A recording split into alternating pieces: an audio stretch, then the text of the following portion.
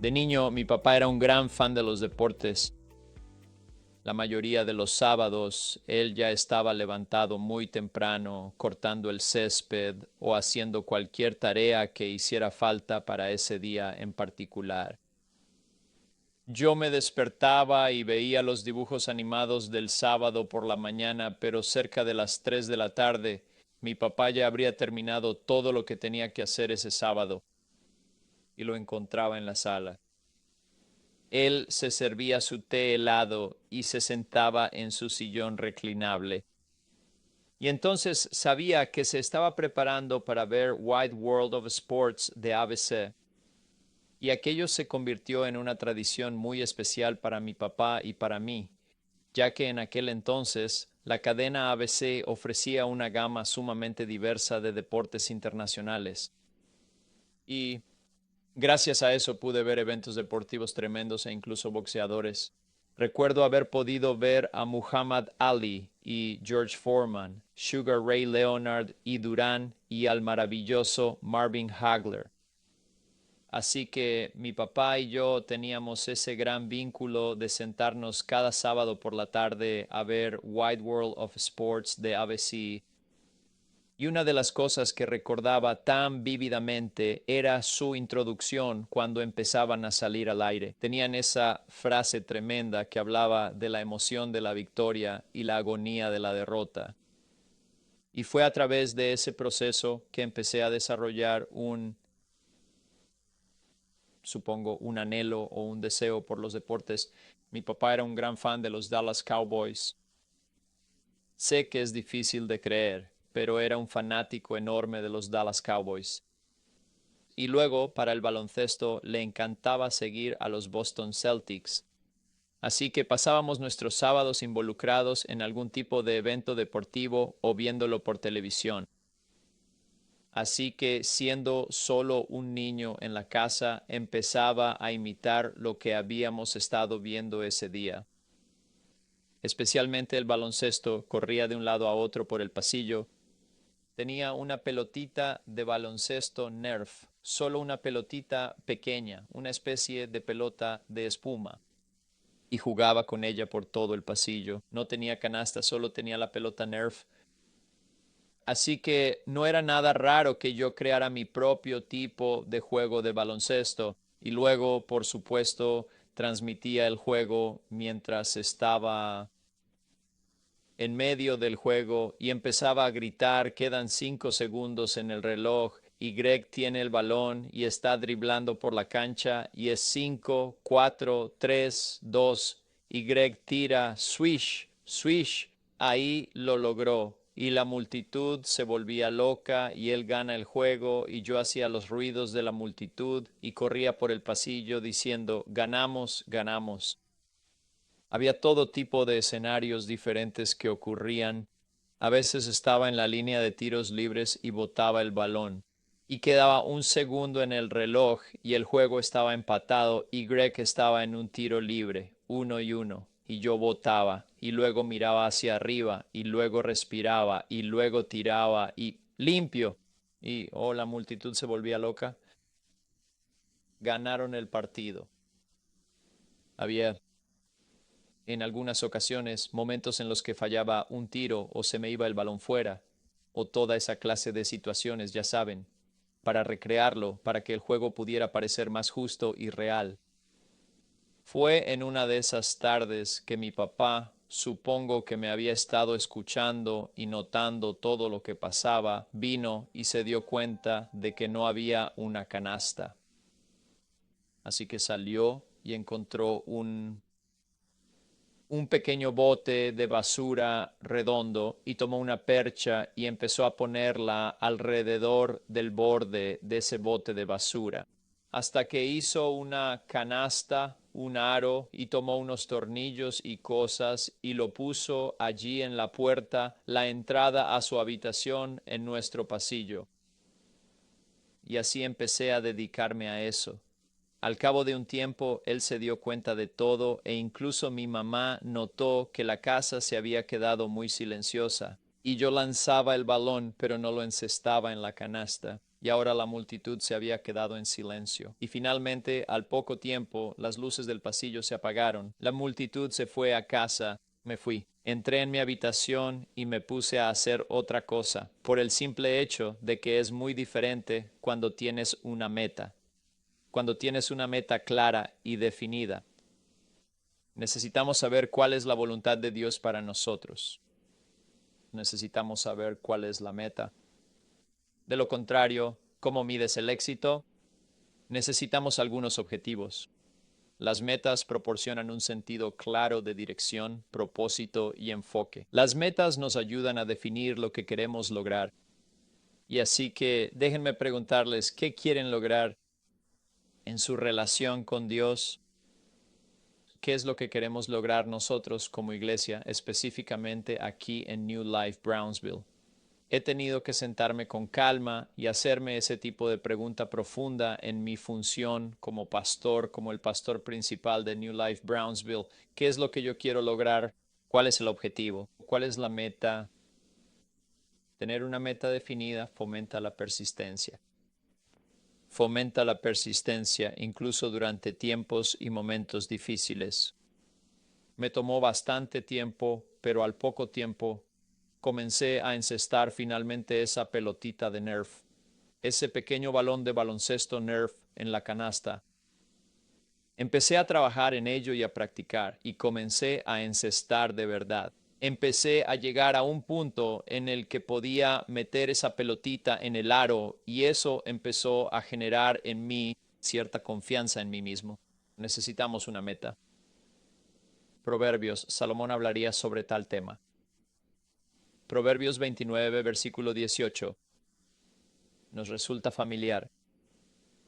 Salomón dice, donde no hay visión, el pueblo perece. Donde no hay visión.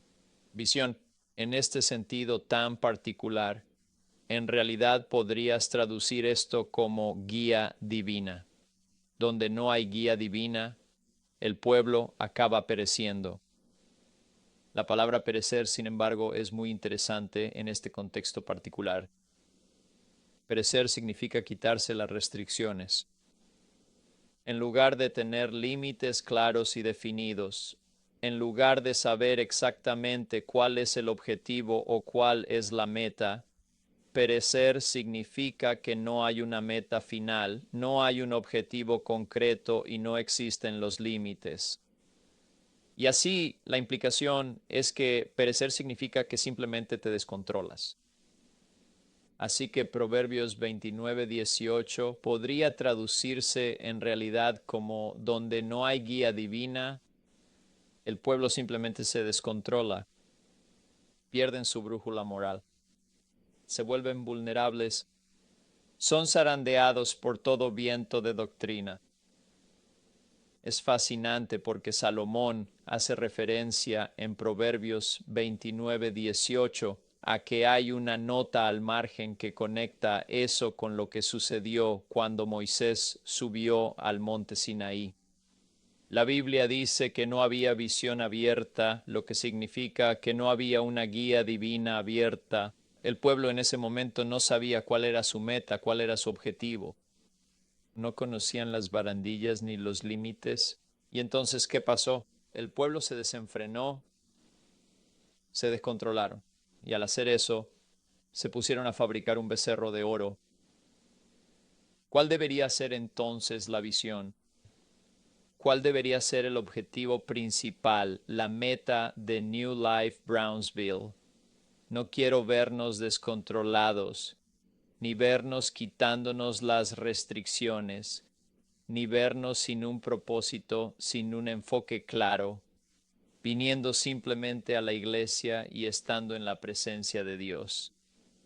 Debe haber un objetivo, debe haber un propósito. Proverbios 29:18, donde no hay visión, el pueblo perece. Y muy a menudo nos detenemos justo ahí, pero el resto del versículo es igual de importante. Dice, pero el que guarda la ley es bienaventurado. Aquel que sigue la palabra de Dios. El que guarda la ley, dichoso es él. Esto significa que la palabra de Dios sigue guiándonos siempre, continúa señalándonos el camino hacia nuestro objetivo, asegurándose de que seamos muy conscientes del propósito divino y la determinación que debe haber en nuestras vidas.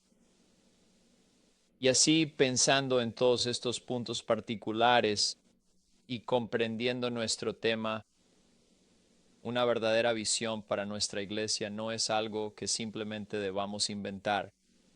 No es algo que debamos armar al azar sin una reflexión seria, oración o meditación al respecto. Necesita ser revelado por Dios. Es, es algo que debería estar revelando el corazón de Dios y la mente de Dios, algo que nos conmueva. Y eso es lo que queremos para la iglesia, una visión que revele el corazón de Dios. Hace ya bastante tiempo tuve la gran oportunidad de leer un libro que había sido publicado recientemente al mercado por Ken Gurley, quien se desempeña actualmente como el pastor principal de la primera iglesia de Pearland, en Texas. Es un libro realmente fascinante porque lo escribió sobre las mesas, múltiples mesas, que el profeta Ezequiel vio en una visión. El profeta Ezequiel observó detenidamente y en una visión vio un nuevo templo que fue construido para Dios. Y dentro de ese templo estaban estas mesas específicas que se encontraban allí. Y así fue como Ken Gurley tomó esa visión en particular y luego la convirtió en una metáfora significativa y escribió un libro que se titulaba Cuatro Mesas. Cuatro Mesas.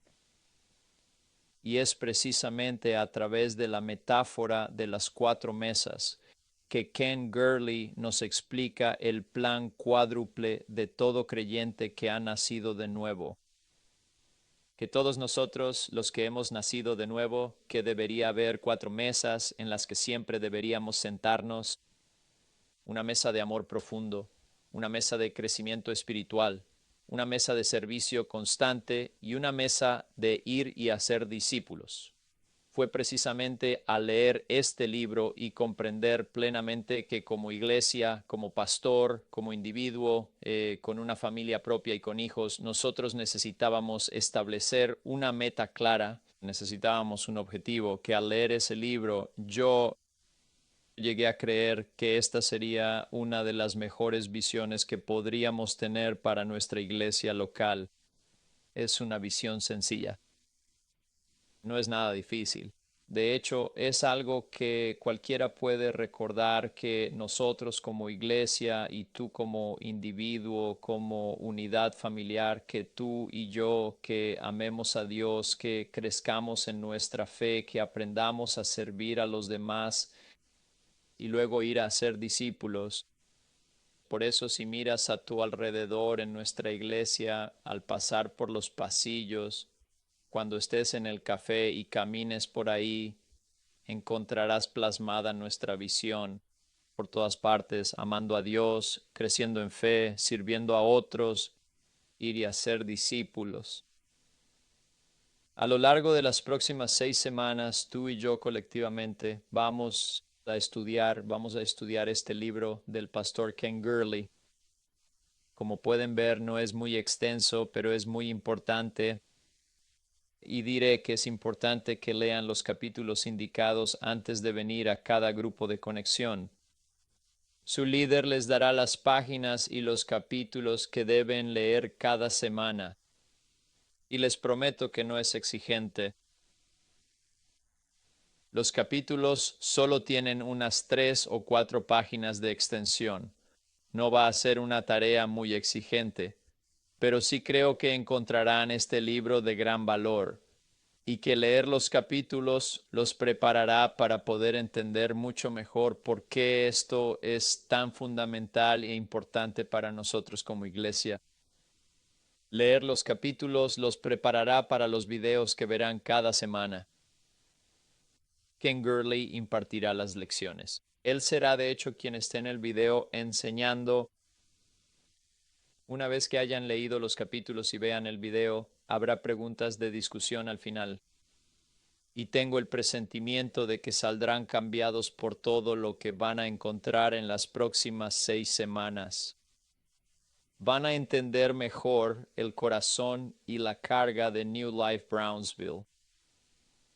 Quiero decirles, quiero expresarles lo agradecido que estoy, lo agradecido que me siento de que se tomen el tiempo para ser parte de esto.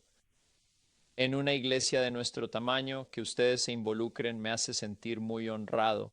Desearía que todos se involucraran en esto, pero lamentablemente solo atraerá a aquellos que tengan interés en el bienestar y la salud de su iglesia. Así que les agradezco mucho por creer que Dios tiene grandes cosas preparadas para ustedes y para su familia, y que reconozcan que tenemos una gran meta. Sí que tenemos un objetivo. Queremos crecer en nuestro amor a Dios. Más que nunca necesitamos un amor más profundo por Dios. Debemos crecer en nuestra comprensión de la salvación, de nuestra fe. A su vez, debemos empezar a ser un pueblo que aliente, que sirva a los demás.